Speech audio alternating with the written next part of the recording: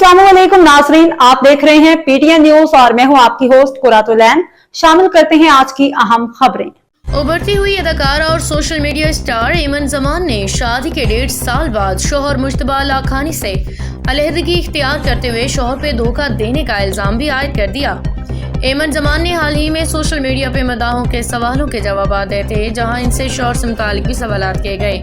बाज़ मदाहों ने उनसे पूछा कि वो बताएं कि क्या उन्होंने अपने शोहर से वाकई अलहदगी इख्तियार कर ली है या नहीं। इस पे एमन जमान ने जवाब दिया कि यह सच है कि उनके दरमियान अलहदगी हो चुकी है और ये वो मज़कूरा मामले पे बात नहीं करना चाहती।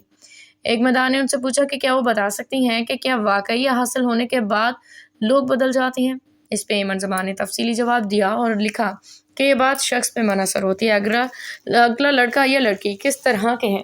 उन्होंने लिखा कि अगर किसी को महसूस हो जाए कि लड़का या लड़की उनके लिए ठीक नहीं, वो इनसे बातें छुपाने लगे हैं, इन्हें धोखे में रखने लगे हैं, तो ऐसे अफराद से राहें जुदा कर लेनी चाहिए। एमन जमान ने लिखा, जो शख्स किसी को चाहता है वो कभी अपनी मोहब्बत को धोखा नहीं देता और अपनी मोहब्बत को रोने नहीं देता, उनकी आंखों में आंसू नहीं आने देता, वो मोहब्बत को खोने से डरता है और वो कभी धोखा नहीं देता। न्यूज स्टूडियो से फिलवक्त के लिए इतना ही। मज़ीद खबरों और अपडेट से बाखबर रहने के लिए देखते रहें पीटीएन न्यूज।